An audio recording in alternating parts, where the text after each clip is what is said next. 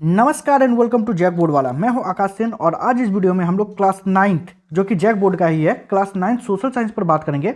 और आप लोगों को पता है कि कल आप लोगों का एग्जाम है सोशल साइंस का, और आज जो है एक प्रश्न पेपर जो है बहुत ज़्यादा वायरल हो रहा है। ठीक है, उसी प्रश्न पेपर पर आज हम लोग बात करने वाले हैं कि कल आप लोगों का एग्जाम में प्रश्न क्या क्या आने वाला है। ठीक है, तो चलिए हम लोग प्रश्न को फटाफट देख लेते हैं ताकि आप लोगों का कल के लिए बहुत ज़्यादा हेल्प हो जाएगा।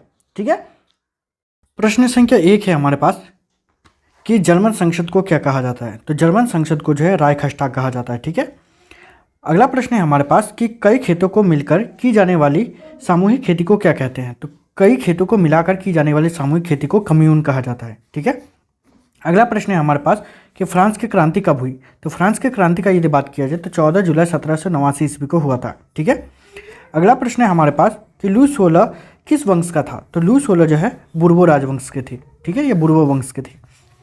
अगला प्रश्न है हमारे पास कि एडोल्फ हिटलर का जन्म कहाँ हुआ। तो एडोल्फ हिटलर का यदि बात किया जाए तो ऑस्ट्रिया में जन्म हुआ था। ठीक है, अगला प्रश्न है हमारे पास कि नाज़ी पार्टी की स्थापना कब हुई। तो नाज़ी पार्टी का स्थापना जो है 1921 ईस्वी को हुई थी। ठीक है, अगला प्रश्न है हमारे पास कि 1 मील लंबी रेल की पटरी के लिए कितने स्लीपरों की आवश्यकता होती है। तो 1 मील जो है लंबी पटरी बिछाने के लिए जो है 1760 से लेकर के 2000 स्लीपरों की आवश्यकता पड़ती है। ठीक है, अगला प्रश्न है मध्य अमेरिका में झूम की खेती को क्या कहा जाता है। तो मध्य अमेरिका में झूम की खेती को कहा जाता है मिल्पा। अगला प्रश्न है कि वाइमर गणराज्य की स्थापना कब हुई। तो यदि वाइमर गणराज्य का स्थापना के बारे में बताया जाए तो उसका स्थापना हुआ था 9 नवंबर 1918 ईस्वी को। अगला प्रश्न है हमारे पास कि सबसे अच्छे जंगल को क्या कहा जाता है। तो जो सबसे अच्छे किस्म का जंगल है उसको आरक्षित कहा जाता है या आरक्षित वन कहा जाता है। अगला प्रश्न है हमारे पास कि क्षेत्रफल की दृष्टि से भारत का विश्व में कौन सा स्थान प्राप्त है। तो 7वां स्थान प्राप्त है। आगे है प्रश्न संख्या 12 जिसमें हम लोगों से पूछा जा रहा है कि भारत में मानसून के आगमन निम्नलिखित में से लगभग कब होता है। तो किस महीने को जो है भारत में प्रारंभ होती है। तो जून के प्रारंभ में प्रारंभ होती है। ठीक है, अगला प्रश्न है कि निम्नलिखित नदियों में से कौन सी नदी भ्रंश घाटी से होकर बहती है। तो इसका आंसर हो जाएगा ताप्ती। ठीक है, जिसको तापी नदी के नाम से भी जाना जाता है। आगे यदि बात करें प्रश्न पर तो इसमें क्या जा रहा है कि गोवा के दक्षिण में स्थित पश्चिमी तटीय पट्टी, तो यहाँ पर कौन सा हो जाएगा। तो ये हो जाएगा कन्नड़। ठीक है, अगला प्रश्न है कि विश्व के सबसे अधिक वर्षा कहाँ होती है। तो विश्व में यदि सबसे अधिक वर्षा का बात किया जाए तो मासिनराम में होती है। ठीक है, नेक्स्ट प्रश्न है हमारे लिए कि जनगणना कितने वर्ष पर की जाती है। तो जनगणना की यदि बात किया जाए तो भारत में प्रत्येक 10 वर्षों में जनगणना की जाती है। ठीक है, आगे प्रश्न है हमारे पास कि दो नदियों के बीच के भाग को क्या कहते हैं। तो उनको दोआब कहा जाता है। ठीक है, यहाँ पर दोबाब लिखा गया है लेकिन दोआब कहा जाता है। ठीक है, आगे बात करें प्रश्न पर तो इसमें कहा जा रहा है कि भारत में सबसे कम जनघनत्व वाला राज्य कौन सा है। तो यदि भारत में यदि बात किया जाए सबसे कम जनसंख्या घनत्व वाला क्षेत्र तो वह है अरुणाचल प्रदेश। ठीक है, आगे है प्रश्न नीलगिरी की सबसे ऊंची चोटी कौन सी है। तो नीलगिरी का सबसे जो ऊंची चोटी है उसको कहा जाता है, यहाँ पर दो बेटा लिखा गया है तो दो बेटा नहीं होगा, यहाँ पर डोडा बेटा होगा। ठीक है, डोडा बेटा। आगे यदि बात करें प्रश्न संख्या 20 पर तो इसमें हम लोगों से पूछा जा रहा है कि भारत में किस नदी की अफवाह द्रोणी सबसे बड़ी है। तो किस नदी की अफवाह द्रोणी सबसे बड़ी है तो वो है गंगा नदी की। ठीक है, अगला प्रश्न है कि संसद के कितने सदन होते हैं। तो भारतीय संसद के 2 सदन है, एक उच्च सदन एक निम्न सदन। ठीक है, आगे प्रश्न है भारतीय संविधान को लिखने वाली सभा में कितने सदस्य थे। तो कुल मिलाकर के 299 सदस्य थे। ठीक है, आगे प्रश्न है भारत सरकार ने दूसरी पिछड़ी जाति आयोग कब गठित किया था। ठीक है, तो इसका आंसर हो जाएगा आप लोगों का 1979 को। ठीक है, 1979 ईस्वी को। यदि पूरा डेट पूछा जाए तो 1 जनवरी 1979 को हुआ था। आगे प्रश्न है हमारे पास कि भारतीय संविधान द्वारा नागरिकों को कितने मौलिक अधिकार प्रदान किए गए हैं। तो अभी वर्तमान समय में 6 है लेकिन उससे पहले जो है 7 हुआ करता था। ठीक है, आगे यदि बात करें प्रश्न संख्या 25 पर तो इसमें पूछा जा रहा है कि लोकसभा में अनुसूचित जनजाति के लिए कितने सीटें आरक्षित है।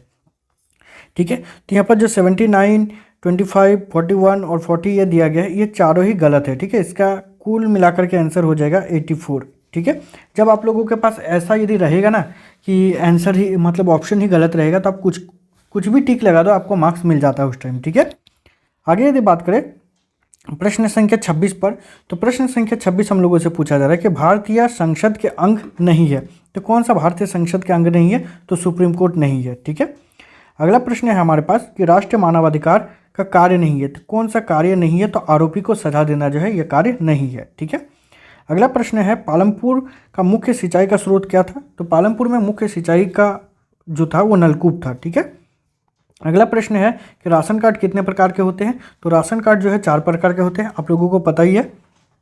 आगे है कि मानव संसाधन किसे कहते हैं? मानव संसाधन यहाँ पर जो है जनसंख्या, इसको मानव संसाधन कहा जाता है। ठीक है। आगे प्रश्न है कि भारतीय संविधान इनमें से कौन सा अधिकार देता है? तो यहाँ पर कौन सा अधिकार देता है? तो अपनी संस्कृति की रक्षा का अधिकार देता है। ठीक है। अगला प्रश्न है प्रश्न संख्या 32, यदि आपको भारत का राष्ट्रपति चुना जाए तो आप निम्न में से कौन सी फैसला खुद कर सकते हो? तो यहाँ पर कौन सी फैसला खुद कर सकते हो? तो सिंपल सी बात है, दोनों सदनों द्वारा पारित विधेयक पर पुनर्विचार के लिए कह सकते हैं। ठीक है। अगला प्रश्न है प्रश्न संख्या 33 कि भूखमरी और आश्रय का ना होना किसको दर्शाता है? तो सिंपल सी बात है, ये निर्धनता को दर्शाता है। ठीक है। प्रश्न संख्या 34, औजार, मशीन, भवन आदि को क्या कहते हैं? तो इन सभी को जो है हम लोग स्थायी पूंजी कहते हैं। ठीक है। अगला प्रश्न है हमारे पास कि भूमि मापने की मानक इकाई क्या है? तो यदि भूमि मापने का मानक इकाई का बात करें तो हेक्टेयर है। ठीक है। कहीं कहीं एकड़ का इस्तेमाल होता है। ठीक है, लेकिन हेक्टेयर हो जाएगा, मानक इकाई बोला है इसीलिए। अगला प्रश्न है हमारे पास कि भारतवर्ष में 2011-12 में निर्धनता रेखा के नीचे कि निर्धनों का अनुपात कितना था? ठीक है, तो इसका आंसर हो जाएगा आप लोगों का 21.9%। अगला प्रश्न प्रश्न संख्या 37, इसमें पूछा जा रहा है कि भूमि के पश्चात उत्पादन का दूसरा कारक क्या है? तो दूसरा कारक जो है वो है श्रम। अगला प्रश्न है प्रश्न संख्या 38 कि स्वतंत्रता के बाद किस क्षेत्र में आत्मनिर्भर होना भारत का लक्ष्य रहा है? तो किस चीज़ का? तो खाद्यान्न का। ठीक है। प्रश्न संख्या 39 में पूछा जा रहा है कि उच्च न्यायालय या सर्वोच्च न्यायालय द्वारा सरकार को जारी किया गया एक औपचारिक लिखित आदेश, तो इसको क्या कहा जाता है? तो रीट कहा जाता है। ठीक है। देखिए क्लास 9th में आप लोगों को मैं डिटेल में नहीं पढ़ा पाया। ठीक है, क्योंकि एग्ज़ाम आप लोगों का बहुत सामने था, लेकिन क्लास 10th में मैं आप लोगों को डिटेल में पढ़ाने वाला हूँ, इसलिए चैनल को सब्सक्राइब जरूर कर लीजिएगा और मेरा मोटिवेशन लेवल को बढ़ाने के लिए अपने फ्रेंड के साथ शेयर जरूर कीजिएगा। ठीक है। चलिए अगला प्रश्न पर बात करते हैं कि मोतीलाल नेहरू ने और कांग्रेस के 8 अन्य नेताओं ने पहली बार भारत का संविधान कब लिखा? तो 1928 ईस्वी को लिखा था। ठीक है।